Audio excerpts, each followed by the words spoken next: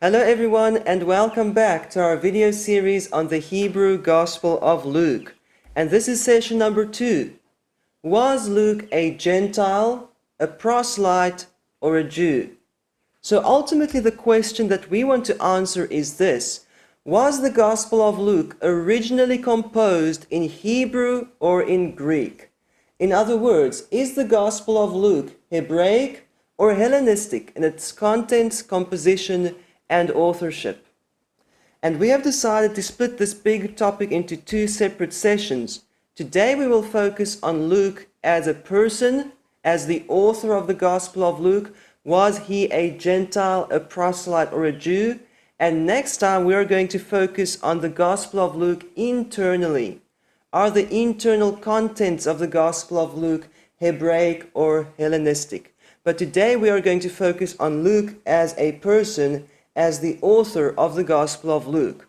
And for that reason, we need to spend a few minutes on this question: did Luke actually write the Gospel of Luke? Because today we are going to study external evidence and information from outside of the Gospel of Luke about Luke as a person. And that is only relevant to our discussion if Luke actually wrote the Gospel of Luke. So, it is well known that the author never self-identifies by name in Luke or in Acts. He may even be mentioned by name, but he never says, "This is me, I wrote the Gospel." Nevertheless, it is well known that Luke and Acts were composed by the same author. It should be obvious to anyone reading the Bible, but scholars even refer to Luke Acts as a single unit. And Luke and Acts have been attributed to Luke, and not just anyone by the name of Luke, but more specifically Luke, Paul's companion, at least since the 2nd century CE. So this is in fact a very early tradition, and it also makes sense because in the book of Acts there are several sections where the author says we did this and we did that instead of saying he did this and they did that, and those are known as the we sections in the book of Acts. So obviously the author of Luke and Acts was a companion of Paul on some of his journeys. Now let's have a look at one example of an early so-called church father who lived in the 2nd century CE, Irenaeus, and he wrote this about the Gospel of Luke. Actually, he was writing against someone else, and he says this other person mutilates the Gospel which is according to Luke. Isn't that interesting? They're not even disputing who's the author of this Gospel. It was well known as the Gospel of Luke at this early period. And then let's read further. Removing all that is written respecting the generation of the Lord. Now that's also interesting because remember, only 2 of the Gospels contain a genealogy. Only Matthew and Luke contain a genealogy for Yeshua Mashiach. And these 2 genealogies are different because the one traces Yeshua's genealogy through his earthly mother, Miriam, and the other traces Yeshua's genealogy through his earthly father, Yosef. That's why they're different. So Irenaeus says that this other heretic removes the genealogy of Yeshua from the Gospel of Luke. So we are very certain that Irenaeus is referring to the Gospel of Luke. He's not referring to John or Mark because they don't have a genealogy for Yeshua. He's not referring to Matthew because the Gospel of Matthew was well known at this point in time. So he would not be referring to Matthew as Luke. So we have a clear indication that he's referring to the Gospel of Luke as the Gospel of Luke. Let's also read the second quote. Luke, also the companion of Paul, recorded in a book the Gospel preached by him. So here we can see that the Gospel of Luke is not just attributed to anyone by the name of Luke, but very specifically to Luke, who was also Paul's companion. And by the way, there are other early sources that attribute the Gospel of Luke to Luke. For example, the Muratorian Canon and Justin Martyr and several other sources as well. Now let's move on because I also want to show you that some of the earliest surviving Greek manuscript fragments identify Luke as the author of the Gospel of Luke.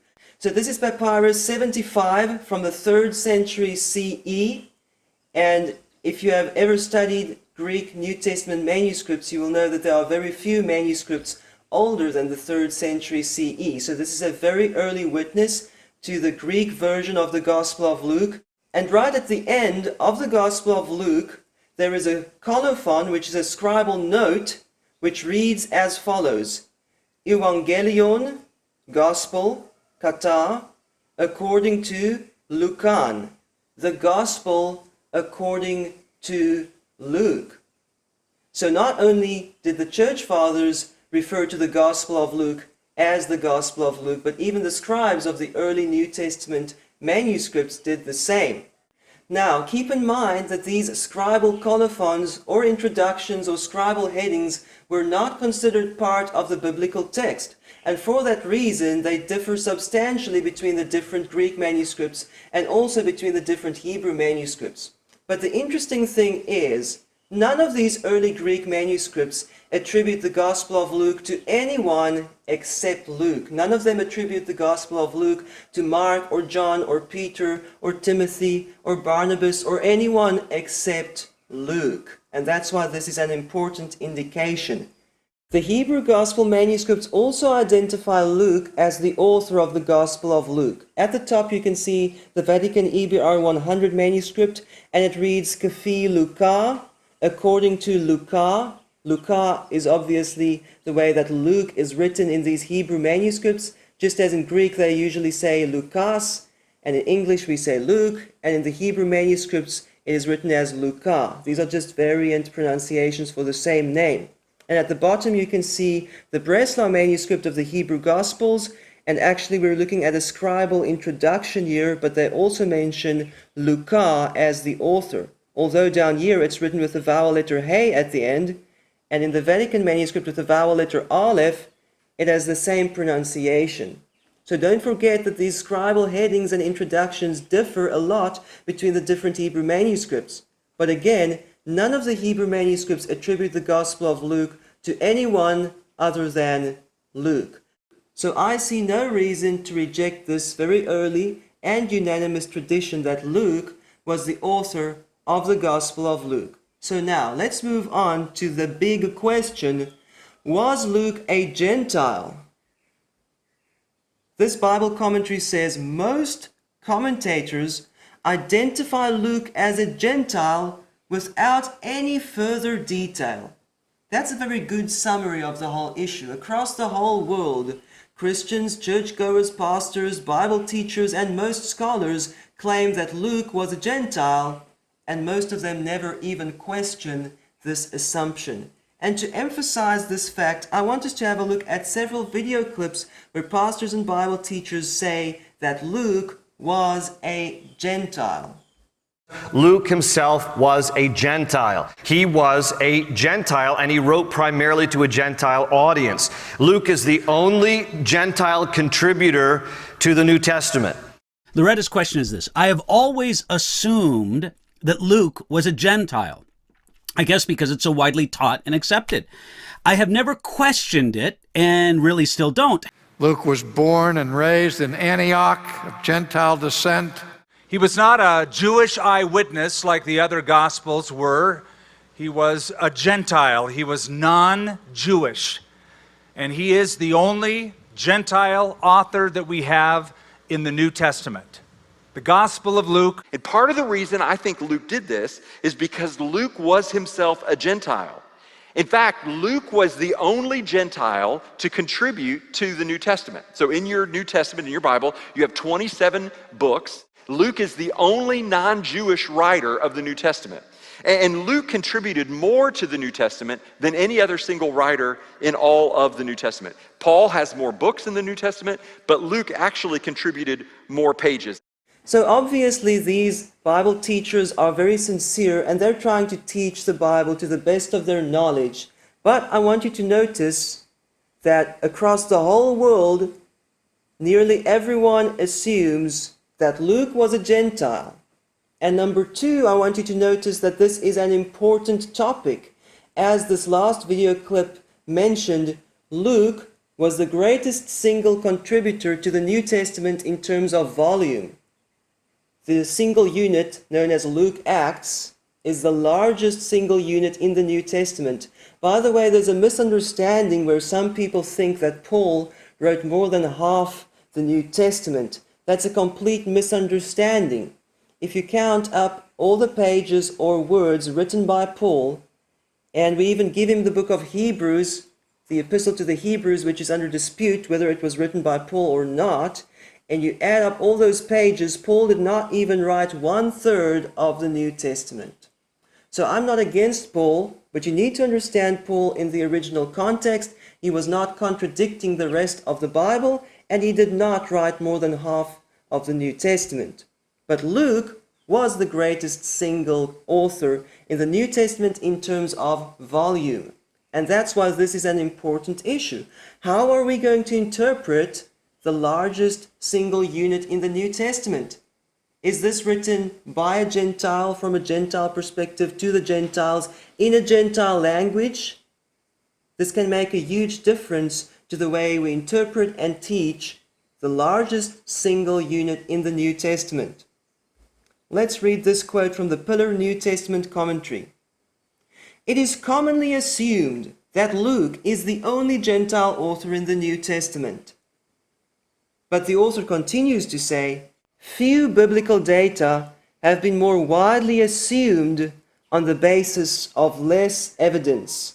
In other words, there is very little evidence to prove that Luke was a Gentile, and yet across the whole world, nearly everyone assumes that this is a fact. So what kind of evidence is there to prove that Luke was a Gentile? This author says, it is remarkable that, to the best of my knowledge, no studies exist which intentionally set out to make the case that Luke was a Gentile. Now let me clarify on that statement. This is a Brill publication. Obviously this scholar is not referring to an internet blog post or a YouTube video, but what he's saying is there is no serious scholarly study like his own book which sets out to prove that Luke was a Gentile. Let's read further. Instead, this conclusion is mostly taken for granted as a kind of antecedent to which other arguments may be attached. So, we start with the foundation that Luke was a Gentile, and then we study the Gospel of Luke with this perspective that Luke certainly was a Gentile, and then we add a few other arguments that don't prove much to this fact that Luke was a Gentile, but actually it's not a fact, it's an assumption. So I want us to have a look at another video clip or two where people bring out the importance of Luke being a Gentile and how this affects the way we interpret the Gospel of Luke, and that this is supposedly the key to understanding the Gospel of Luke. Now, who was Luke? Who was Luke? Well, Luke was a Gentile, which is just another fancy name for non-Jewish, okay? Non-Jewish person. He was a Gentile physician. Now, in order to understand the Gospel of Luke, it is really, really critical that you understand the cultural background. Luke, now here is the key. Don't miss this. Luke being a Gentile. Luke, now here is the key. Don't miss this. Luke being a Gentile. Now, Luke being a Gentile, once again, sought to persuade primarily the Gentiles. And so he is a Gentile, and so he loves this aspect that Jesus is the Son of Man who came for all people, not just the Jews. So, can you see how this assumption that Luke was a Gentile influences these teachers who are trying to expound the original meaning of the Gospel of Luke? This question about Luke's ethnicity also has the potential to affect every Bible commentary that's being written on the Gospel of Luke. It also affects the textual studies that people are doing in studying the text of the Gospel of Luke. How do we look at this? How do we interpret this? What is our perspective? Is this a gospel written by a Gentile to the Gentiles from a Gentile perspective in a Gentile language? Or is this gospel written by a Jew to the Jews from a Jewish perspective in a Jewish language? This will make a huge difference in how we look at and interpret the Gospel of Luke. Now, there is a misunderstanding where people think that in the Old Testament, Elohim was only interested in the Jews, and now in the New Testament, Elohim turns his attention to the Gentiles. And many people even think that the Jews now fall out of the picture entirely. However, did you know that in the Old Testament, Elohim's plan also extended beyond his chosen people to all nations? For example, in Genesis chapter 3, Elohim promised a deliverer who would crush the serpent's head. There were no Jews when that promise was made. In the book of Genesis, when Elohim called Abraham to go to the land of Canaan and made a covenant with Abraham, Elohim said to Abraham, "In you and in your seed, all the nations of the earth will be blessed." So this promise that Abraham's descendants and ultimately the Messiah would bless all nations of the earth is found in the Old Testament. By the way, when the Israelites left Egypt, a mixed multitude went along with them. In other words, a multitude of non-Israelites, a multitude of Gentiles were saved out of Egypt together with Israel. And when Moses in Deuteronomy renewed the covenant with Israel, he specified that this covenant is not only with Israel, this covenant is made with Israel and the strangers among them, meaning the Gentiles, the non-Israelites, and even with their slaves and servants. So even in the Old Testament, Elohim allowed multitudes of non-Israelites to join his covenant with Israel. By the way, the new covenant was made with Israel and Judah, as we read in Hebrews 8 verse 8. So, if we interpret the Gospel of Luke from a Jewish perspective, it is merely a continuation of Elohim's eternal plan to bless all nations through Israel and through the Messiah of Israel.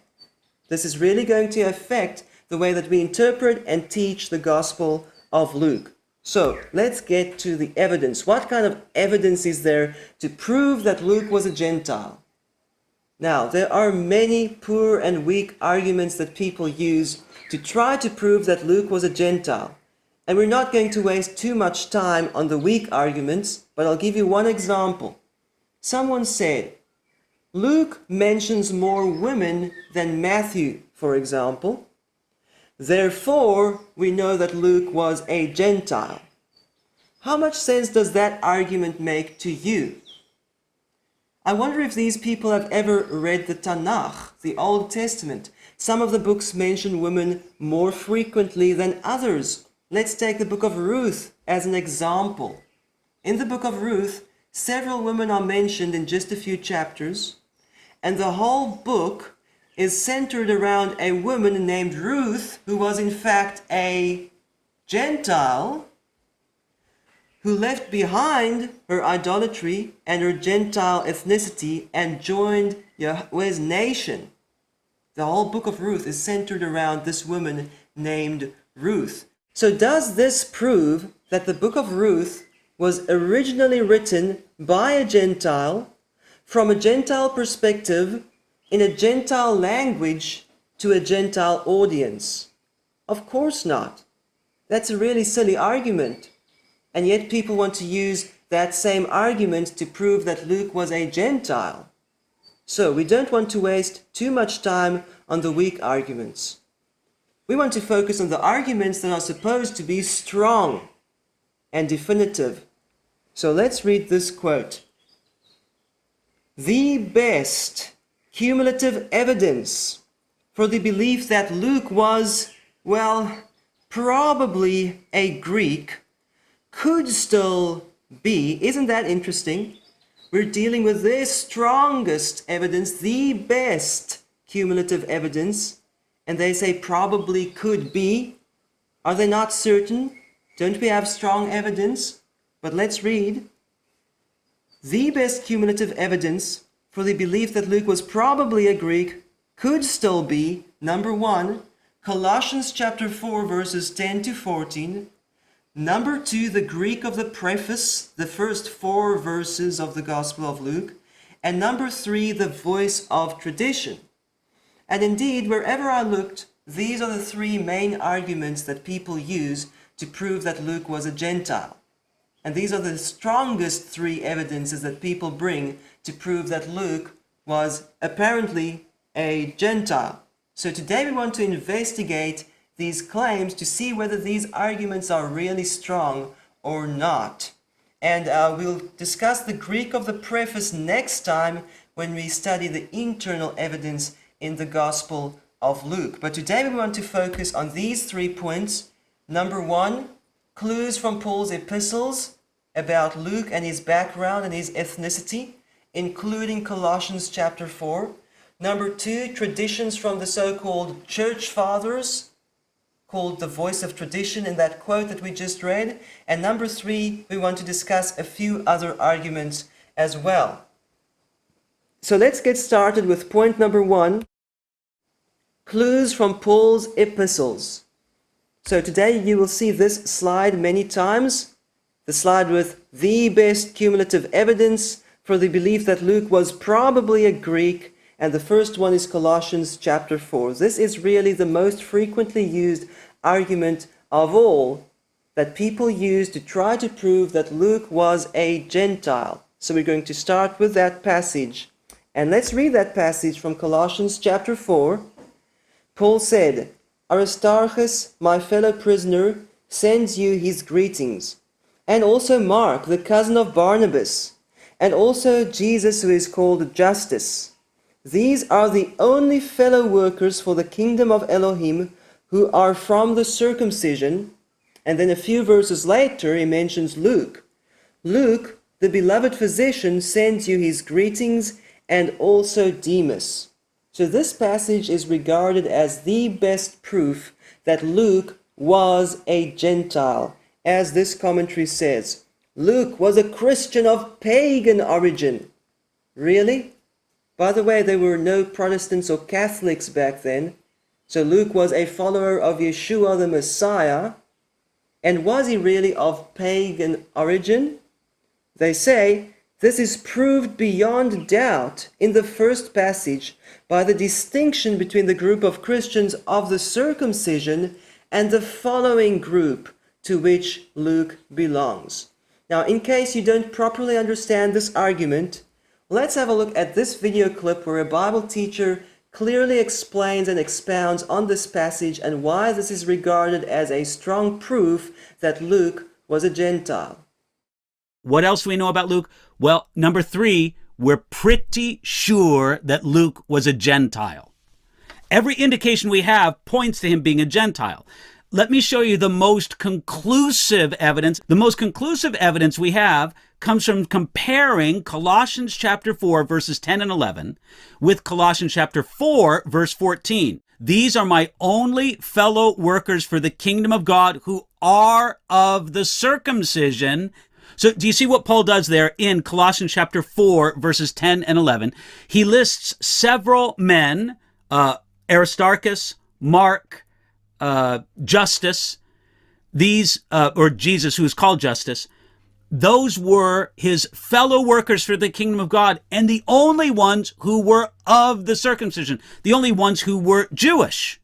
Just a couple verses later, in Colossians chapter 4, verse 14, we read, Luke, the beloved physician, and Demas greet you. So do you see what we're getting at here? In verses 10 and 11 of Colossians chapter 4, Paul describes and lists the names of the Jewish men who were his fellow workers and present companions. Then later, in verse 14, he mentions Luke. In other words, Luke was not among his Jewish companions. Therefore, he was among Paul's Gentile companions. And I regard this as being a pretty strong evidence that Luke was a Christian, of course, from a Gentile background and not from a Jewish background. Paul seems to make that pretty clear in the way that he arranges the names in Colossians chapter 4. So hopefully you can now all understand this argument and why this is regarded as a strong proof that Luke was a Gentile. And I must say, when I heard this argument for the first time several years ago, I thought it was a good argument. However, we're making several big assumptions in this argument. Number one, we're assuming, as this Bible teacher just said, we're assuming that Paul arranged the names in a specific order, whereas we know that Paul was quite spontaneous when writing down his greetings at the end of his epistles. And number two, we're assuming that Paul had only 3 circumcised fellow workers. That is in fact an assumption. You might think that this is exactly what the text says. These are my only fellow workers who are from the circumcision. But remember, we have a context in the Bible. And from the rest of the New Testament, we know that Paul had several other Jewish fellow workers. So let's do a logic test. Did Paul only have 3 fellow workers with him who were circumcised when he wrote this epistle to the Colossians? Is that the correct interpretation of this verse? Did you know that Timothy was the co-author of this epistle to the Colossians? Colossians 1 verse 1, Paul, an apostle of Messiah Yeshua by the will of Elohim, and Timothy our brother. So Timothy was there with Paul when he wrote this epistle, and Timothy is not mentioned in the list of the only fellow workers who are from the circumcision in chapter 4 of this epistle. Does that prove that Timothy was therefore uncircumcised? Is that a good argument? Let's read from Acts chapter 16. Now, Paul also arrived at Derbe and at Lystra, and behold, a disciple was there named Timothy, the son of a Jewish woman who was a believer, but his father was a Greek. Paul wanted this man to go with him, and he took him and circumcised him. In other words, before Timothy joined Paul on his journeys, he was first circumcised. So you could argue that Timothy was a half Jew. There are different traditions about Jewish mothers or Jewish fathers, but the point is, Timothy was circumcised before he joined Paul. Okay, so when Timothy and Paul wrote their epistle to the Colossians, was Timothy circumcised or was he uncircumcised? He was circumcised. So if Colossians chapter 4 cannot prove that Timothy was uncircumcised, how can this prove that Luke was uncircumcised and therefore he was a Gentile? Did you know that Paul had other Jewish fellow workers as well? We already discussed Timothy, and you could argue that he was a half Jew, but Paul had other Jewish fellow workers as well. Barnabas, Apollos, Aquila, Silas. Paul and Silas were cast into prison with the accusation that these Jewish men are disturbing our city. They were Jewish fellow workers for the kingdom of Elohim. So if we want to say that Colossians chapter 4 proves Paul had only 3 circumcised fellow workers, or only 3 Jewish circumcised fellow workers, that is a misinterpretation of the text which clearly contradicts the rest of the Bible. That interpretation cannot be correct.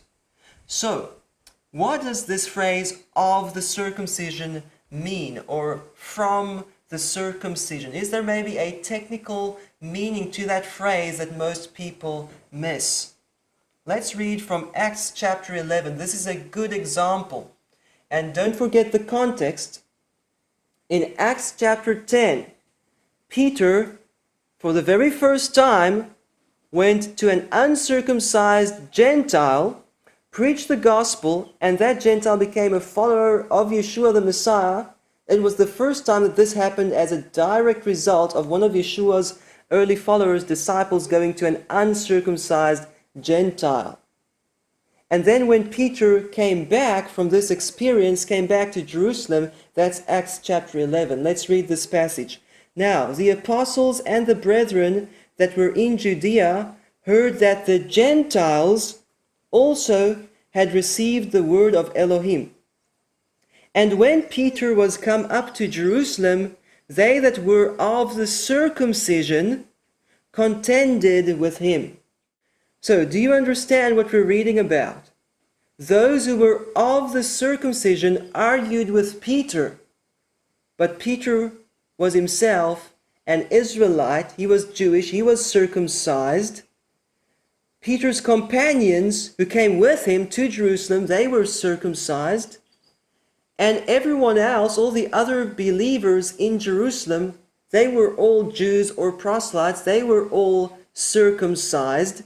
And yet there is this one group, those of the circumcision, who are arguing with Peter, and Peter was also circumcised. So can you see that this term of the circumcision or from the circumcision does not only refer to physical circumcision, because Peter was circumcised and Peter's companions were circumcised, and all the people around this group of people from the circumcision arguing with Peter, they were also circumcised. So this term refers to the Pharisaic sect of Judaism, in which they taught you cannot be saved unless you are circumcised first. And you can read more about that in Acts chapter 15. So these people who are from the circumcision or of the circumcision are from a strictly religious Pharisaic background. In modern terms, you could almost say they were from an Orthodox background. So if someone is not from an Orthodox background, that does not prove immediately that that person is a Gentile. So this is a technical term which refers to the Jews with the background that if you're not circumcised, you can't be saved. And that's why they were so surprised that Cornelius and his family and friends received the Ruach HaKodesh without being circumcised first. So this is a technical term. So let's go back to Colossians chapter 4. Paul says Aristarchus, Mark, and Jesus called Justus, or Yeshua called Justus. Keep in mind there were many people with the name of Yeshua in the first century. These are the only fellow workers for the kingdom of Elohim who are from the circumcision. That could mean that these three fellow workers of Paul come from a religious Pharisaic background. Almost like saying that person was an Orthodox Jew before he became a follower of Yeshua the Messiah. That's essentially what Paul says, but he uses a term which they used at that point of time, those who are from the circumcision. In other words, these people come from a religious Jewish background before they became followers of Yeshua the Messiah. And I think this is the easiest solution to the meaning of Colossians chapter 4, because we know for a fact that these were not Paul's only Jewish fellow workers, and they were not the only circumcised fellow workers. But perhaps these three people come from a Pharisaic religious background in which they taught that circumcision is essential for salvation. And that's the background that they came from before they became followers of Yeshua the Messiah. The second possibility is that verse 14 was simply added as an afterthought. And that's not a far-fetched idea, because Paul was very spontaneous in his writing style. So he could list 2 or 3 names who are from the circumcision, and then he remembers about a Gentile maybe, or someone else, and he mentions that person in his greeting, and then he comes back to the list of people from the circumcision. That's not impossible. Let's have a look at one example of Paul's spontaneous writing style in 1 Corinthians. Paul says, I thank Elohim that I baptized none of you except Crispus and Gaius, so that no one would say you were baptized in my name. Now, I did also baptize the household of Stephanas. Beyond that, I do not know whether I baptized any other. So Paul was very confident at first that he baptized none of the Corinthians, but then he remembered a few names, and he admits that he can't remember everything. He doesn't know if he maybe baptized someone else as well. But Paul did not rewrite the whole epistle. He left it just as it is, spontaneously written. And this is especially true of Paul's greetings at the end of every epistle. Let's have a look at one good example in Romans chapter 16. In verse 11, Paul says, "Greet Herodian, my kinsman." And in verse 20, he basically ends the epistle. He says, "And the Elohim of peace will soon crush Satan under your feet. The grace of our Lord Yeshua be with you." That could just as well have been the end of Paul's epistle. But then he continues in verse 21, "Timothy, my fellow worker, greets you, and so do Lucius and Jason and Sosipater, my kinsmen." So can you see that Paul did not group all the kinsmen together in one single verse? He was spontaneously writing down different names as they came to his mind. So it is not a far-fetched idea that Paul could have added verse 14 in Colossians chapter 4 as an afterthought. He mentions a few Jewish fellow workers, then someone else, and then another Jewish fellow worker. That there would be nothing unusual about that style. But more importantly, this term "from the circumcision" is a technical term, because we know for a fact that Paul had more than 3 circumcised fellow workers and more than 3 Jewish fellow workers. So let's go back to Romans chapter 16. Paul said that Lucius was one of his kinsmen. Who is Lucius? So in Greek, the name Luke is pronounced as Lukas, and Lucius is pronounced as Lukios.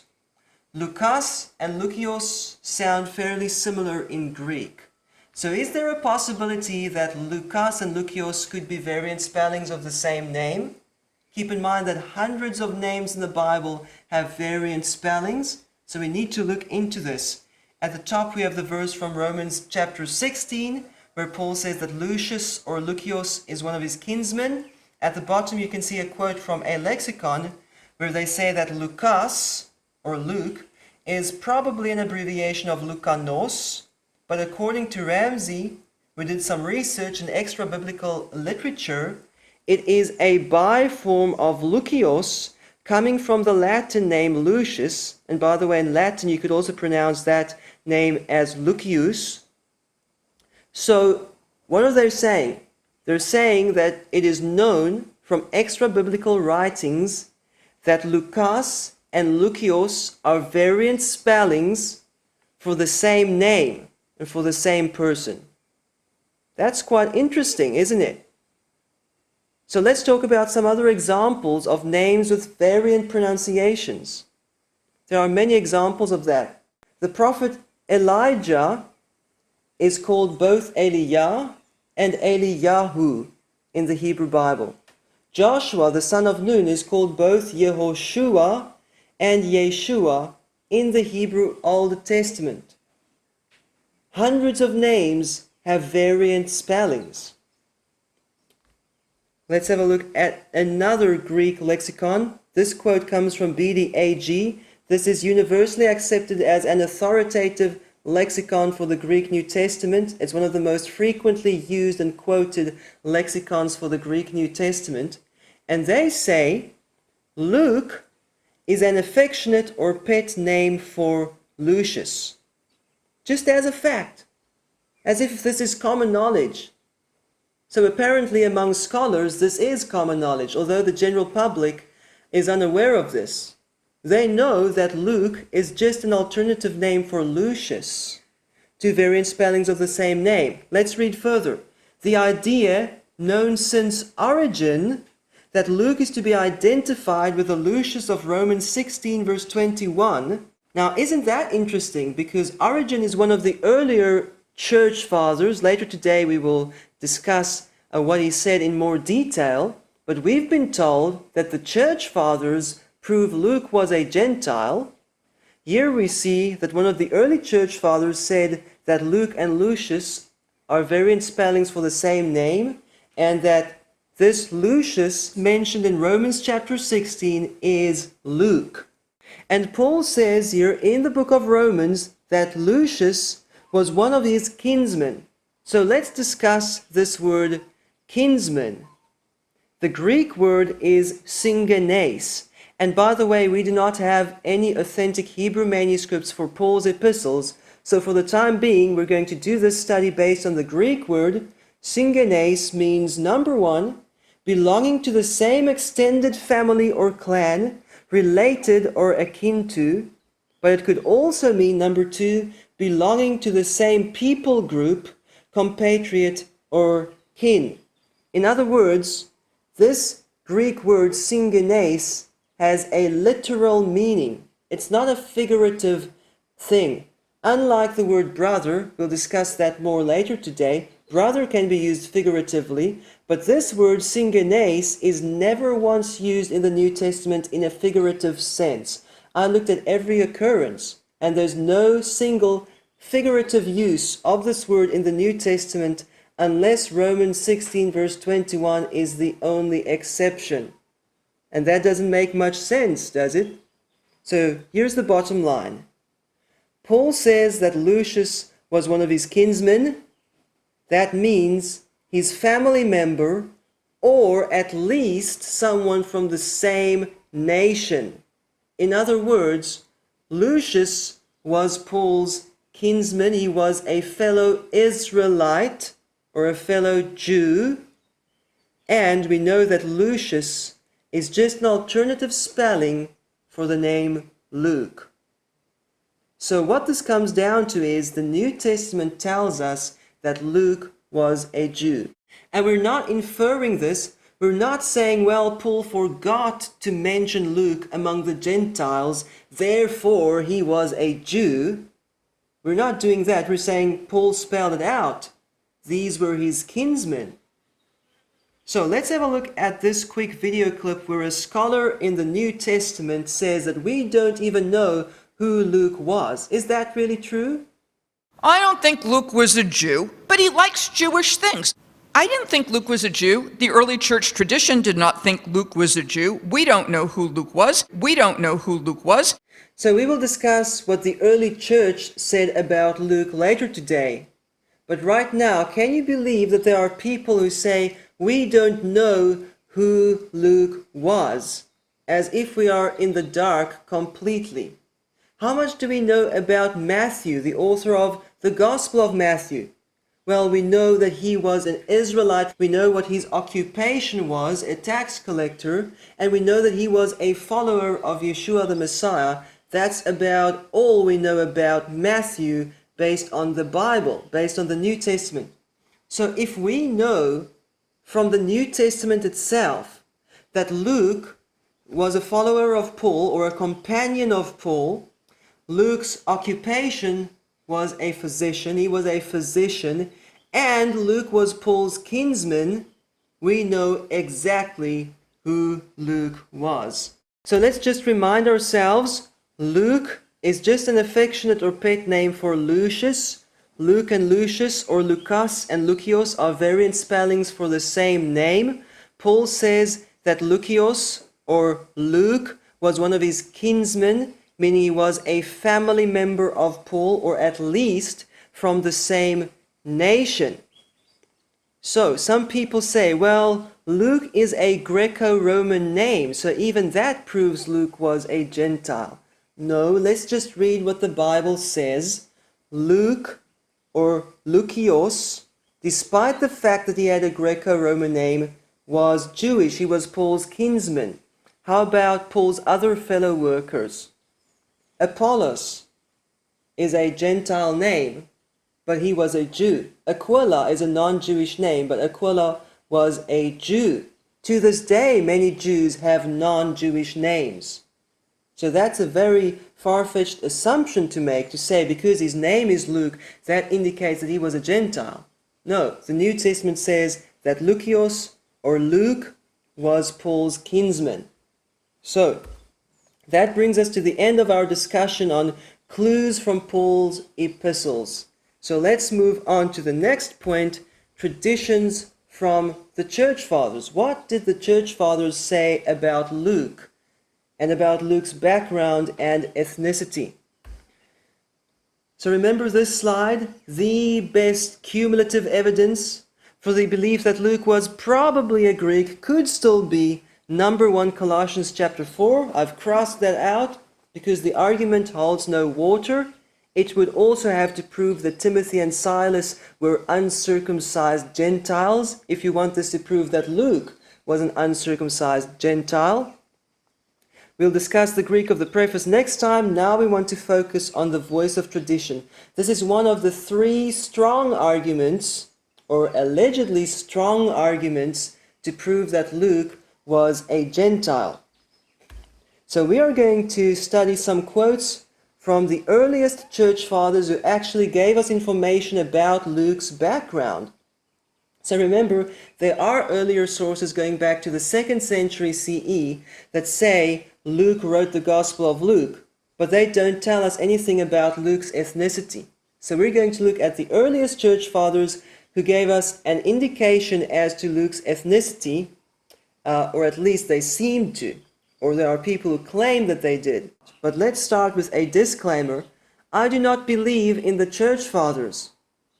So if the church fathers said that Luke was a Greek or a Gentile or whatever they may have said, if that contradicts what Paul says in the New Testament, who are we going to follow?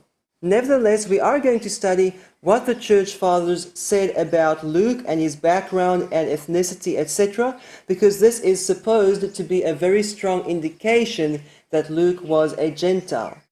And we won't be going through these in chronological order, but Eusebius lived at the end of the 3rd century and into the 4th century CE, and he wrote this about Luke. He said, "But Luke, who was of Antiochian parentage," and the Greek word is genos, it could also mean of Antiochian birth or a native of Antioch, and a physician by profession, and who was especially intimate with Paul and well acquainted with the rest of the apostles, has left us 2 inspired books. One of these books is the Gospel. So clearly Eusebius is referring to Luke, Paul's companion, as the author of the Gospel of Luke, and he says that he was of Antiochian parentage. And right there, some people jump to a conclusion and say, look, the church fathers said Luke was a Gentile. He was an Antiochian, a Syrian, a Gentile. Let me show you one example.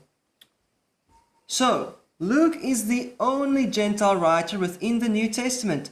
There are many other things about Luke that have come down from the church fathers, such as Luke was a Greek, in other words, a Gentile, born in Antioch in ancient Syria.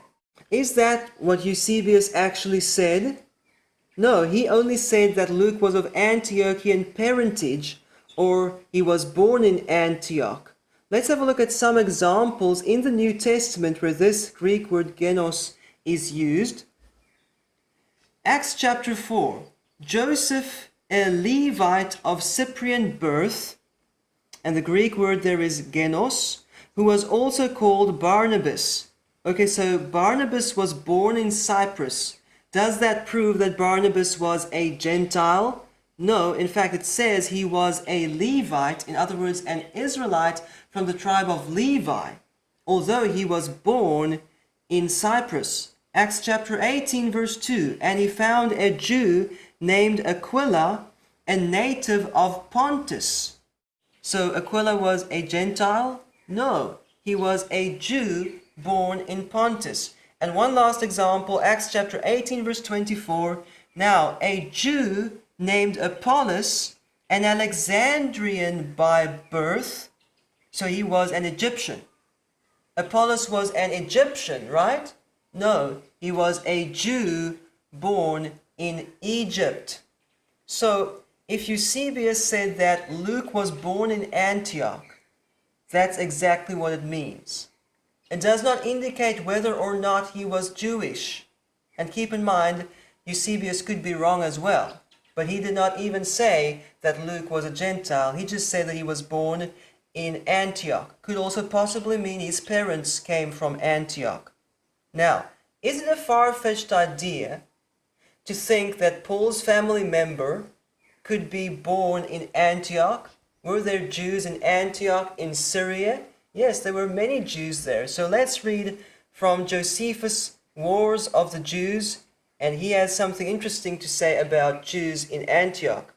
He says, "For as the Jewish nation is widely dispersed over all the habitable earth among its inhabitants, so it is very much intermingled with Syria by reason of its neighborhood, and had the greatest multitudes in Antioch." In other words, there were great multitudes of Jews in Antioch. Not just one or two, not just a few hundred. Thousands and thousands and thousands of Jews were born in Antioch. So this is not a problem. Luke could have been born in Antioch. He could still be Jewish. He could still be Paul's family member or fellow Israelite. But let's read further in this quote. "They also made proselytes of a great many of the Greeks perpetually, and thereby, after sort, brought them to be a portion of their own body." Now, this section about proselytes is important because there are some people who say Luke was a proselyte, that means he was a Gentile. But a proselyte was not really a Gentile. A proselyte was a Gentile who gave up being a Gentile and became a Jew one way or another. So we haven't seen any evidence so far for Luke being a proselyte. But keep in mind that when people say, oh, Luke was a proselyte, if that were true, it would mean that he gave up being a Gentile and became Jewish before he even started following Yeshua as the Messiah. So let's have a look at another interesting quote from the Jewish Virtual Library on Antioch. "The Synod of Antioch, hundreds of years after the New Testament was written, forbade the Christians to celebrate Easter when the Jews were observing Passover. And John Chrysostom of Antioch, in his 6 sermons, denounced those Christians in Antioch who attended synagogues and resorted to Jewish law courts."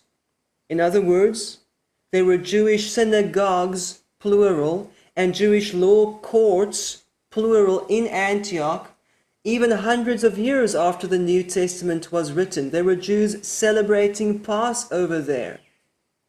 It's not a far-fetched idea to think that thousands of Jews were born in Antioch, and Luke could have been born in Antioch and he could have been Jewish at the same time.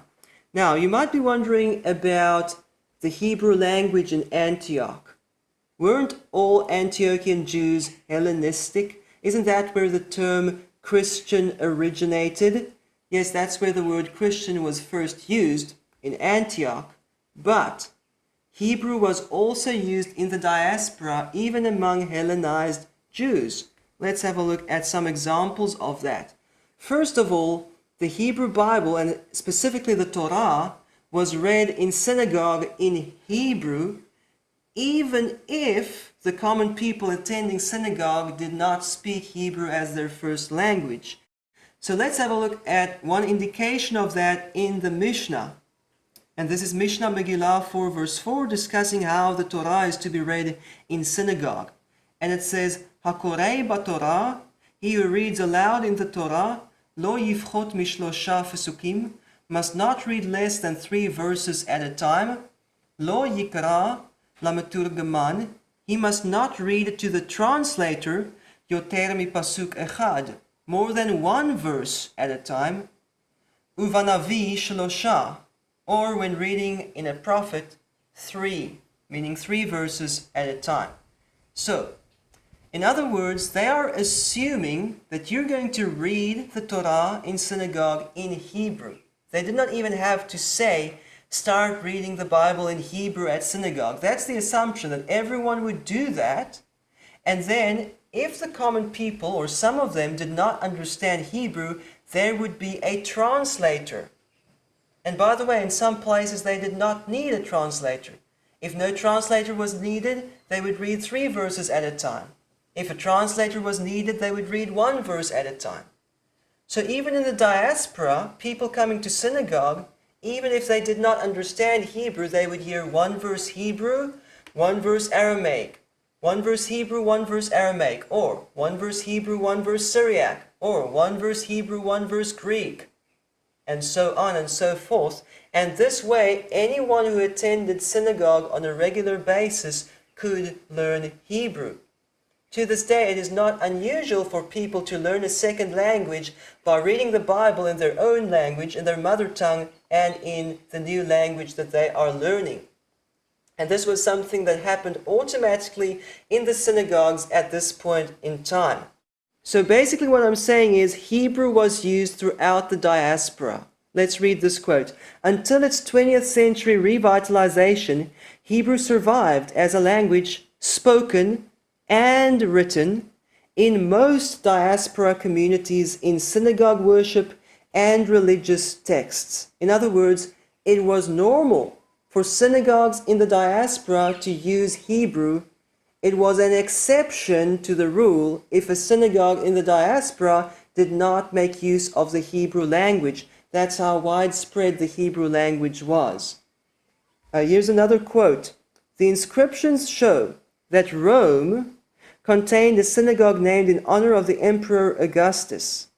The inscriptions even refer to a synagogue of the Hebrews, which belonged probably to a community of Jews who spoke Hebrew or Aramaic. So now, apart from the fact that Hebrew was used in the synagogues in the diaspora, we have an indication that there was a synagogue of the Hebrews in Rome. So the same terminology is used in the book of Acts, where we read about Hebraic Jews and Hellenistic Jews. And in Israel, the multitudes were Hebraic Jews, and a minority of Hellenistic Jews wanted the Hebraic Jews to help them and take care of their widows. Now we see that as far away as Rome, there was a community of Hebrew-speaking Jews. That's why they call them the Hebrews, a synagogue of the Hebrews. Isn't that incredible? There were Hebrew-speaking Jews in Rome. And how about other places across the world? Rabbi Joseph's saying proves that Mishnaic Hebrew, that's post-exilic Hebrew, was known as a spoken language, along with Aramaic and other languages, in Babylon in the 4th century CE, because this rabbi says that Hebrew is a good language for speaking or for discussion. In Babylon, hundreds of years after the New Testament was written, hundreds of years after the Hebrew language was supposedly dead, Hebrew was known as a spoken language in Babylon. So let's put this on a map.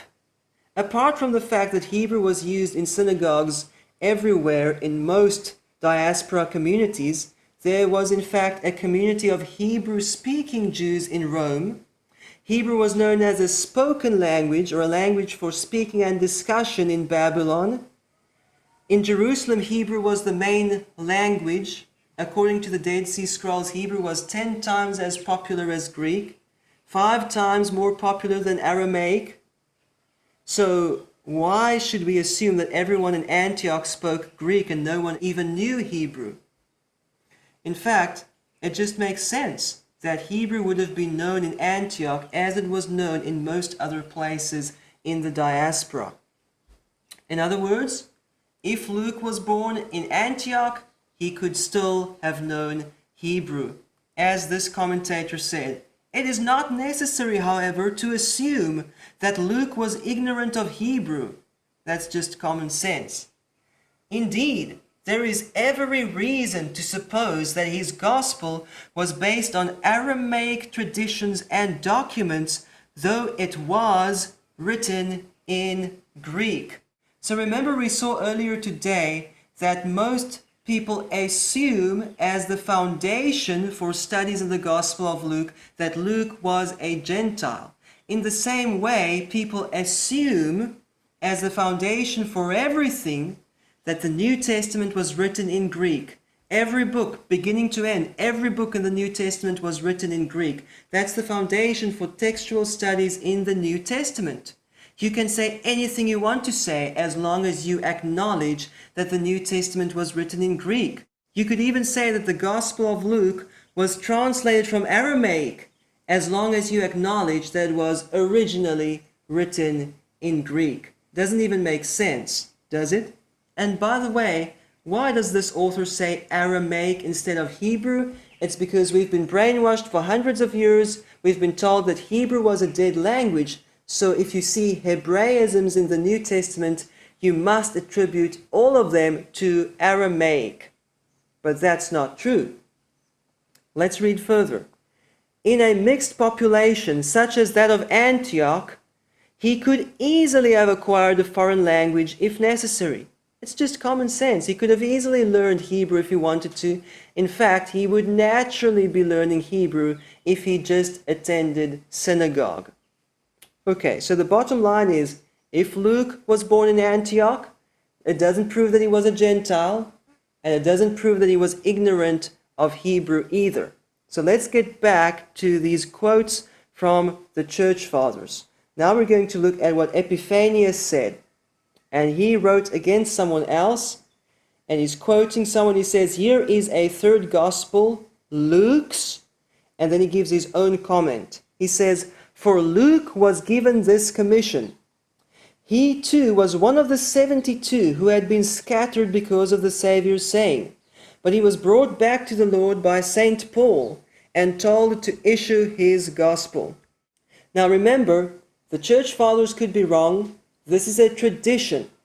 We're not sure if this is true or not, or how much of it is true. But to understand what Epiphanius is saying, we all know that Yeshua sent out 70 disciples, apart from the 12 disciples, right? But in some of the early Greek manuscripts, it says 72 instead of just 70. So that's what he's referring to, one of the 70 or 72 disciples that Yeshua sent out while he was on earth in the land of Israel. And then, of course, in John chapter 6, when Yeshua said, he who eats my flesh and drinks my blood will have eternal life, that's when many of the disciples went back home. And according to this tradition, all 72 disciples went back at that point of time, but Luke was brought back by Paul. Now, that's just a tradition. But the point is, if Luke was one of the 72 disciples, what would that make Luke? A Jew or a Gentile? How many Gentile disciples did Yeshua send out during his earthly ministry? We don't know of anyone. Remember, we discussed earlier today that some of the Jews were so surprised when uncircumcised Gentiles started following Yeshua as the Messiah. They were shocked because they were not familiar with this. During Yeshua's earthly ministry, he focused on Israel because he came for the Jew first and then also for the Gentiles. So what did Epiphanius imply about Luke? He implied that Luke was Jewish because he was one of the 72 disciples according to this tradition, and that could only be if Luke was a Jew in the land of Israel. So let's go back to this video clip where it was claimed that the early church did not consider Luke to be a Jew. I don't think Luke was a Jew, but he likes Jewish things. I didn't think Luke was a Jew. The early church tradition did not think Luke was a Jew. The early church tradition did not think Luke was a Jew. We don't know who Luke was. So I've already shown you that we know exactly who Luke was based on the New Testament itself. And now we're seeing that even some of the church fathers considered Luke to be Jewish, although this was an indirect indication. Epiphanius and his followers obviously did not consider Luke a Gentile. They considered him a Jewish person in the land of Israel while Yeshua was on earth. Let's read this quote from the Pillar New Testament commentary again. The fact remains that three so-called fathers, Origen, Ephraim, and Epiphanius, specify Luke's Jewishness, and only Jerome suggests his Gentile ethnicity. So, none of these church fathers said in so many words Luke was a Jew. But Ephraim and Epiphanius said that Luke was one of the 70 disciples, or 72 disciples, which would make him Jewish. And Origen said that Luke was the Lucius of Romans chapter 16, and Paul says that he was his kinsman. So indirectly, they pointed to the fact that Luke was Jewish. But only Jerome suggests his Gentile ethnicity. Is that true? How did Jerome suggest that Luke was a Gentile? Let's have a look. Jerome said, Luke, a physician of Antioch, was not unskilled in the Greek language. And again, some people jump to a conclusion saying, so he was a Greek. No, that's not what it says. He could speak Greek, just like Paul. Paul was a Jew who was good in Hebrew and in Greek. Okay, so this does not prove that Luke was a Greek or a Gentile. Let's read further. An adherent of the Apostle Paul and a companion of all his journeying, he wrote a gospel, concerning which the same Paul says, and now he's quoting from 2 Corinthians, we send with him a brother, whose praise in the gospel is among all the churches. Now, there are people who claim that because Jerome connected Luke to the brother mentioned in 2 Corinthians, that somehow proves that Luke was a Gentile. And to understand this argument, we need to read this passage in 2 Corinthians in context. 2 Corinthians chapter 8, starting in verse 16, Elohim, who puts the same earnestness on your behalf in the heart of Titus, and Titus obviously was a Gentile. This is spelled out in the book of Galatians, where Paul says that Titus, being a Greek, was not forced to be circumcised. And then verse 18, and we have sent along with him the brother, whose praise in the things of the gospel is throughout all the churches. Now, if you know Greek, you probably know that if it says the brother, it could also mean his brother. So in this case, the Greek says ton adelphon, which literally means the brother, but it could also mean his brother. So now people say that this brother was Titus's brother, and because Titus was a Gentile, therefore the brother was a Gentile, and the brother, Jerome said this brother was Luke. So it's a bit of a chain reaction, but they try to prove that Luke was a Gentile according to Jerome. Now there's a problem with this, but let's also read chapter 12, verse 18. I encouraged Titus to go, and I sent the brother with him. Now the first problem that we have is the brother in Greek is not the only way to say his brother. If Paul wanted to spell out that he was Titus's brother, he could have said his brother. In this context in Greek, it would then say ton adelphon autou with an extra word meaning his brother. It could be spelled out.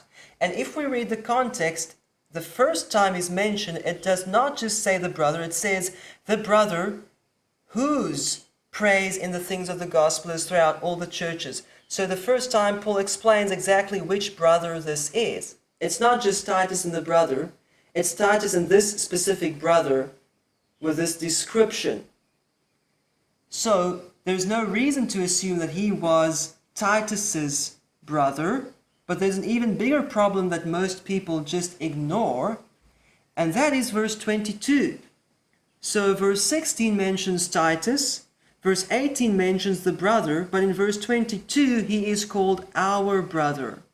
And Paul is writing this epistle and he refers to this brother as our brother. And this time it's spelled out in Greek, not just the brother, ton adelphon heimon, our brother, spelled out. So if he was Paul's brother, does that prove he was a Jew? No, it doesn't really prove much. That's the bottom line, because the word brother is often used figuratively in the Bible. It's actually well known. But there are even examples of this in the Old Testament. For example, when Ben-Hadad made war against King Achav, King Ahab, and he basically lost the war, but he wanted to make a covenant with King Ahab. And Ahab said, say to Ben-Hadad, he is my brother. Does that mean that King Ahab was a Gentile, physical brother of King Ben-Hadad? Of course not. And the same in the New Testament. So in that passage from the Old Testament that we just discussed, it describes a covenant relationship between King Ahab and King Ben-Hadad. And similarly in the New Testament, fellow believers are often called brothers and sisters because we are in the same covenant with Elohim. And in a sense, we are also in covenant with one another. And for that reason, fellow believers are also called brothers and sisters in the New Testament. So, does this passage from 2 Corinthians prove that the brother was a Gentile? No. It neither indicates that he was a Jew nor a Gentile. This is neutral because Paul refers to him as our brother, and brother is used figuratively in any case. Unlike the Greek word syngenes that we studied earlier today, where Paul said that Luke or Lucius was his kinsman, that's a physical or literal meaning, kinsman or fellow person from the same nation. Brother can be used figuratively. It doesn't prove whether Luke was a Gentile or not. Now, there's another quote from Jerome that we also need to have a look at, and this comes from his commentary on the book of Genesis, where Jerome noted that most people have it as a tradition that Luke the evangelist, being a proselyte, was ignorant of Hebrew letters. Actually, I think this is an insult to Paul's kinsman Luke, because as you will see next time, Luke was not ignorant of Hebrew. In fact, even the Greek version of Luke is full of Hebraisms, but we'll talk more about that next time. I want you to notice that Jerome does not say, this is a fact, Luke was a proselyte. No, he says there are many people who say that Luke was a proselyte and ignorant of Hebrew, which is not true. So Jerome was actually the first person to record a tradition that Luke may have been a proselyte. And this is very late because Jerome wrote at the end of the 4th and beginning of the 5th century CE. He's later than Epiphanius and Ephraim and Origen, and he's much later than the New Testament itself. This is hundreds of years after the original Luke had died, and now all of a sudden there's a tradition coming up that Luke was a proselyte and that he did not know Hebrew, and that's not true. But Jerome was the first person to record this tradition, and he did not accept it as a fact. But I also want to point out to you that proselytes were not necessarily ignorant of Hebrew. There are some famous proselytes who were experts in their own language and in the Hebrew language. And one example is Aquila. This is probably not the same Aquila mentioned in the New Testament, but he was the translator of the canonical scriptures from Hebrew into Greek. He was by birth a Gentile, but became a proselyte to Judaism. Remember, I told you earlier today, a proselyte is someone who gives up being a Gentile. So he may be a Gentile by birth, but now he became a convert to Judaism. The Talmud states that he finished his translations under the influence of Rabbi Akiva, one of the most famous rabbis in the Talmud, and the main feature of Aquila's version, his translation, is its excessive literalness. But it would be a mistake to put down the harshness of Aquila's translation to ignorance of Greek. Actually, he had command of a large Greek vocabulary. In fact, people have compiled lists of words that are only known from Aquila's translation of the Old Testament. Greek words that have not been preserved in any other Greek writing except for Aquila's translation. So he was an expert in Greek, but he was also an expert in Hebrew, and he made an extremely literal translation of the Bible from Hebrew into Greek, in which he attempted to preserve all the details found in the Hebrew Bible. And then there's someone else known as Onkelos, although some people say he's the same person as Aquila. In any event, Onkelos translated the Torah from Hebrew into Aramaic. And it's a very good translation. They actually accepted this as the standard Jewish translation of the Torah into Aramaic. So proselytes were not necessarily ignorant of the Hebrew language. Here are some more examples of proselytes who knew Hebrew. Did you know that great teachers like Shemaiah and Abtalion, Akiva and Meir were proselytes? Or at least they were regarded as proselytes or as descendants of proselytes. You see, some people want to deny that they were proselytes, but then you have to answer the question, why would the Talmud describe these people as proselytes if they never were proselytes? And interestingly, when these rabbis are quoted in the Mishnah, they are usually quoted in Hebrew. Keep in mind, the Mishnah is not a Hebrew translation of an Aramaic book. Some rabbis are in fact quoted in Aramaic in the Mishnah, but most of them are quoted in Hebrew, and that's another example where we can see that proselytes would learn Hebrew, speak Hebrew, and be quoted in Hebrew. And who would say that Rabbi Akiva and Rabbi Meir were two Gentile authors of the Mishnah, or two Gentile authors in the Talmud? No one would say that, because a proselyte is not a Gentile. A proselyte is someone who used to be a Gentile and became a Jew. We already saw this quote from the Mishnah, which shows that they would read the Bible in Hebrew in synagogue, and they would have a translator if needed. This way, proselytes would also learn Hebrew at the synagogue whenever they attended. So, I could not find a single church father who said that Luke was a Gentile. And I'm not the first person to come to that conclusion. Let's read this quote. The so-called fathers appear to have been of two opinions. Luke was either a Jew or a proselyte. Lardner, whose famous work, The Credibility of the Gospel History, proved a mine of information to generations of scholars about the views of the so-called fathers, said, "None of the writers out of whom we have made collections call him a Gentile."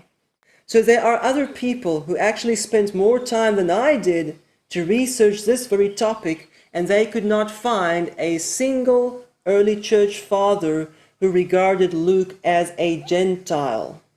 By the way, I do not consider people from the 10th and 14th centuries church fathers. We're talking about the first 400 or 500 years after the New Testament was written. Certainly that's enough time for them to come up with this idea that Luke may have been a Gentile, but they never did.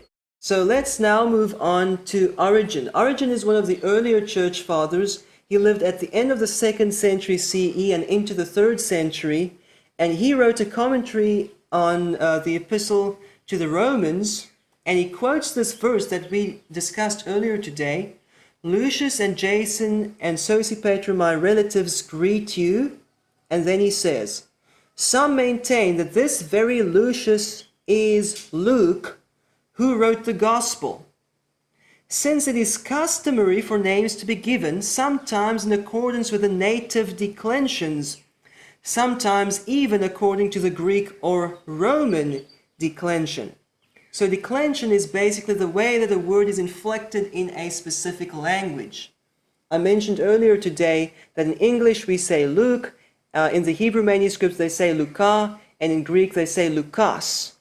Now it turns out that Lucius or Lucius is just the Roman declension or the Latin declension for the same name. And Origen says this makes sense to him because you could just as well inflect the names based on your audience.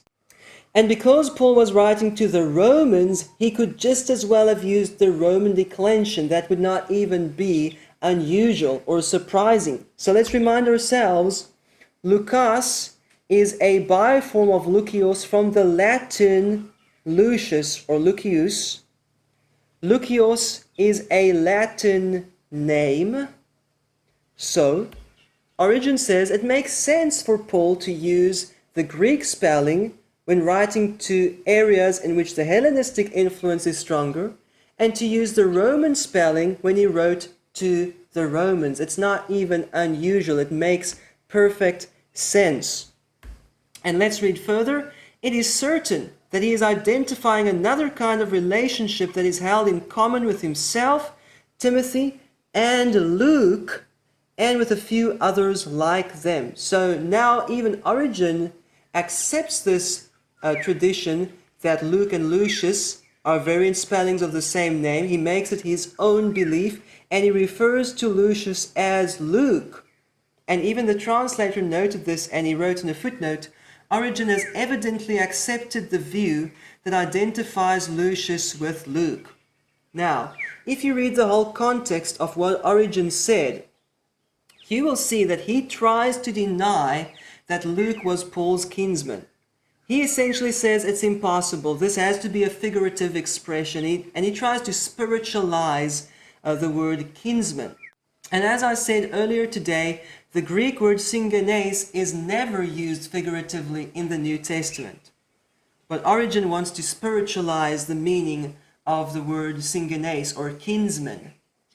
But the interesting thing is, although Origen wanted to deny that Luke was Paul's kinsman, he could not deny that Lucius and Luke are the same person. These are two variant spellings for the same name, and that's really, really important to note.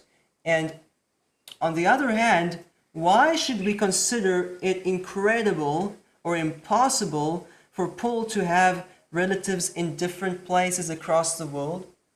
Why should we think it's impossible for Paul to have kinsmen in Rome and in other places? What's the problem with that? As this author said, there is nothing incredible about a Jew in Tarsus, that's Paul, he was born in Tarsus, having a relative in Cyrene and other relatives living in Rome and Macedonia. What's the problem with that? To this day, Jews who live in the land of Israel, many of them have family members in Europe and in America, and even in other places across the world. What's the problem? If Paul said that Luke was his kinsman, we really have no reason to doubt that. And the interesting thing is that although Origen wanted to deny that Luke was Paul's kinsman, he could not deny that Luke and Lucius is one and the same person, that these are two variant spellings for the same name, and that's really important. So, back to our slide with the best cumulative evidence for the belief that Luke was probably a Greek could still be, well, Colossians chapter 4 did not prove much. The voice of tradition didn't prove much. What's left of all this supposed evidence that Luke was a Gentile? We just discussed all of the early church fathers who gave us an indication as to Luke's background and possibly his ethnicity. Not a single one of them said that Luke was a Gentile. And rather, several of them indicated indirectly that he was Jewish, but none of them indicated that he was a Gentile. So now, let's move on and discuss a few other arguments that are relevant to this important question about Luke. But before we do so, I want to remind you why this is such an important topic. Luke, who is the Gentile writer of Scripture, writes, if you put Luke and Acts together, 28% of the New Testament. Luke actually, as a Gentile writer, wrote more than Paul did. Add up the number of words, and Luke has the largest number of anybody. So this Gentile doctor, companion of Paul, which is an interesting detail, because that means that a Gentile wrote more of the New Testament than any other single author, even Paul himself. A Gentile wrote more of the New Testament than any other single author, even Paul himself. So, this question about Luke's ethnicity and background is extremely important in terms of understanding the original meaning of the Gospel of Luke. How are we going to interpret the largest single unit in the New Testament? Who was the greatest single author in the New Testament in terms of volume? Was he a Gentile with a Gentile background, writing from a Gentile perspective to the Gentiles in a Gentile language? Or was he a Jewish person with a Jewish background, writing from a Jewish perspective to the Jews in a Jewish language? This will affect the way that we interpret the Gospel of Luke, the book of Acts, and also the rest of the New Testament.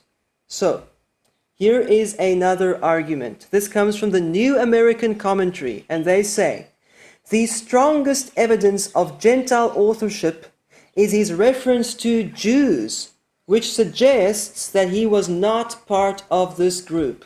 Now, this is such a useless argument. I would not have included it in this video, but it comes from the New American Commentary. So thousands of people are reading this, and they believe this, and they think this is a fact, or at least it's a strong evidence, but it makes me wonder, whether these scholars in the Greek New Testament have ever read the Old Testament or not. Because if we go back to the Old Testament, Jeremiah refers to the Jews. I gave the deed of purchase to Baruch in the sight of all the Jews who were sitting in the court of the guard. Jeremiah was a Jew in the land of Israel, and he refers to the Jews. Now, this is supposed to prove that Jeremiah was a Gentile. Does that make any sense? Was Mordecai also a Gentile? Because he referred to the Jews. Was Esther also a Gentile because she referred to the Jews? How much sense does this argument make? Makes no sense at all. Especially since the Babylonian exile began, the Jewish people started using this term, the Jews, to refer to their own nation, and it was not unusual for them to do so. Was Ezra also a Gentile because he referred to the Jews? Let's read part of the first verse. But the eye of their Elohim was on the elders of the Jews. And 6 verse 14, and the elders of the Jews were building. And later on, this phrase shortened to just the Jews, and they started using the Jews to refer to Jewish leadership as opposed to the common people, as we see in the New Testament. Was Nehemiah also a Gentile because he referred to the Jews? And then ultimately Yeshua. Was Yeshua also a Gentile because Yeshua referred to the Jews? Can you see what a useless argument this is? Yeshua answered, if my kingdom were of this world, then my servants would be fighting so that I would not be delivered over to the Jews. But Yeshua was a Jew and all his disciples were Jewish. And this is something that many people have misunderstood in the New Testament. When they read about the Jews in the New Testament, they think that the New Testament is addressing Gentiles. But this would not make any sense to the Gentiles if it says the Jews tried to capture Yeshua, but the multitudes respected him. Well, the multitudes were also Jewish. So this won't make any sense to Gentiles. This is a Jewish expression where they refer to the leadership as the Jews, even though all the people around them are Jewish as well. So, this is not the strongest evidence of Gentile authorship. In fact, this is no evidence at all.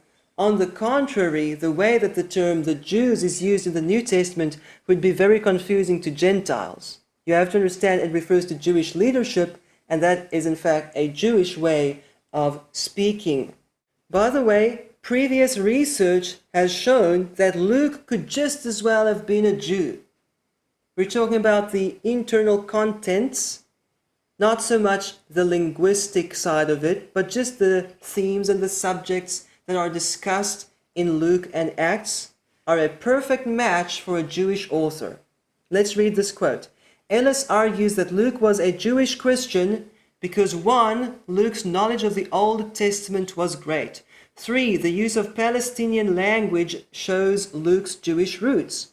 Salmon defends this view, noting that the author distinguishes Jewish groups, like the Pharisees, the Sadducees, those of the circumcision, and the Jews being the leaders as opposed to the multitudes who were also Jewish. All of that matches a Jewish author. He discusses Torah observances in detail. He is interested in Gentile mission as a Jewish problem. Luke does not spend too much of his time trying to explain to the Gentiles how this is possible that a Gentile can believe in Yeshua the Messiah. He spends a lot of time explaining to the Jews how Gentiles can believe in Yeshua as the Messiah. This was something that bothered the religious Jews because it did not match their traditions. And number 4, Luke calls Christianity, but remember, we're not talking about Catholicism or Protestantism. We're talking about following the Messiah. He calls that a sect of Judaism. One cannot rule out this ethnic possibility for Luke.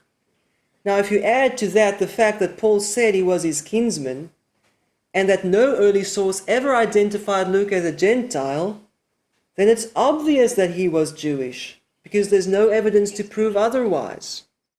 So, now I want to give you an important question, and I think this is a very important argument. Other people have also brought this up.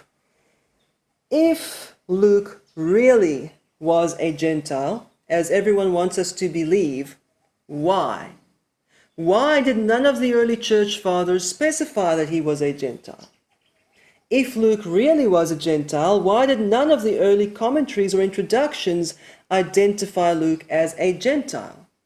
If Luke really was a Gentile, why would the greatest exception of authorship in the New Testament go unnoticed?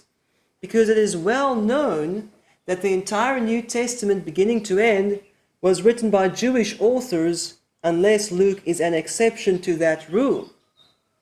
And by the way, that does not mean that every verse in the New Testament was written by a Jew, because they sometimes quote. But every author who compiled a book was Jewish, unless Luke is the only exception. So why was this exception a secret and no one knew about this for so long? Don't you think this is maybe a false claim and a false tradition which has no basis at all? Let's have a look at some video clips just so I can show you people know the New Testament was written by Jewish authors, but they want us to believe that Luke was an exception to the rule. And he is the only Gentile author that we have in the New Testament. The Gospel of Luke. In fact, Luke was the only Gentile to contribute to the New Testament. Luke is the only Gentile contributor to the New Testament. So it is common knowledge that all the authors of the New Testament were Jewish, but they want us to accept that there was one gigantic exception to the rule. And it just so happens that this exception was the greatest author in the New Testament in terms of volume. It just so happens that this exception is the largest single unit in the New Testament, Luke and Acts. They want us to believe that this is the only exception, but where is the evidence to prove that this exception ever happened? Which of these early sources identified Luke as a Gentile? Irenaeus, Origen, Eusebius, Jerome? Not a single one of them said that Luke was a Gentile. None of them. Not one. How many of these early traditions say that Luke was a proselyte, meaning someone who became a Jew? Only one. Only Jerome mentions a tradition that Luke may have been a proselyte. Remember, he does not say that this is a fact. He says this is a tradition, that Luke was a proselyte who did not know Hebrew. It's a false tradition, but it was only recorded by Jerome. As far as we know, and as far as the sources go, Jerome was the first person to record this new tradition that Luke may have been a proselyte. It came hundreds of years after the original Luke had already died. So that's a very late tradition. And I must tell you, I'm no longer convinced that Luke was a proselyte. I said in some of the other videos that Luke was a proselyte. Well, I'm not convinced about that anymore. It seems that that was a very late tradition and that there's no real evidence for that. So, that brings us to the end of our discussion on other arguments. So remember this slide with the best cumulative evidence? It turns out that this evidence was not so good after all. But we still need to discuss the Greek of the preface next time in our upcoming study. But in the meantime, I want to give you a hint. Why can't people say the entire Gospel of Luke, beginning to end, is written in good classical Greek by a Gentile? Why only the first 4 verses?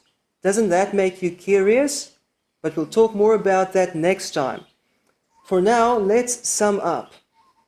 Colossians chapter 4, verses 10 to 14 does not prove that either Timothy or Luke or Silas or Apollos or Barnabas was an uncircumcised Gentile. That is a totally flawed argument. Rather, this term of the circumcision most likely refers to Jews from a Pharisaic religious background. Romans chapter 16 shows that Luke, also known as Lucius, or Lucas, also known as Lucius, was Paul's family member or fellow Israelite. Remember, it is common knowledge to scholars in the Greek language that Lucas and Lucius are biforms of the same name. And we're not guessing, we're not saying, well, Paul forgot to mention Luke among the Gentiles, that proves he was a Jew. No, this is spelled out. He was Paul's kinsman, meaning a family member, or at least someone from the same nation. No single early church father or any other early source explicitly called Luke a Gentile. Some people twist what the church fathers really said to make you think that they said Luke was a Gentile, but they never said that. Epiphanius and Ephraim said that Luke was one of the 70 or 72 disciples, which would make Luke a Jewish person in the land of Israel during the time of Yeshua. Origen said that Luke was the Lucius of Romans chapter 16, although he tried to deny that he was Paul's kinsman. Jerome was the first to record a tradition that Luke may have been a proselyte. This tradition was only recorded at the time of Jerome, and there's no indication of this tradition in earlier sources. Many ridiculous arguments are being used. There is no real evidence that Luke was a Gentile. The contents and themes of Luke's writings are a perfect match for a Jewish author. So, why should we believe that Luke was a Gentile if there is no single evidence to prove it, and the New Testament says he was Jewish, he was Paul's kinsman? Why should we follow this tradition which is based on nothing but hearsay? There's no single early source to prove that Luke was a Gentile. I hope you found this interesting. Next time we will discuss the Gospel of Luke from an internal perspective. Is the Gospel of Luke Hebraic or Hellenistic? Is it full of Greek idioms and expressions, or is it full of Hebrew idioms and expressions? In what language was the Gospel of Luke originally written? We will start discussing that very important question next time. And until next time, Shalom in Yeshua Mashiach.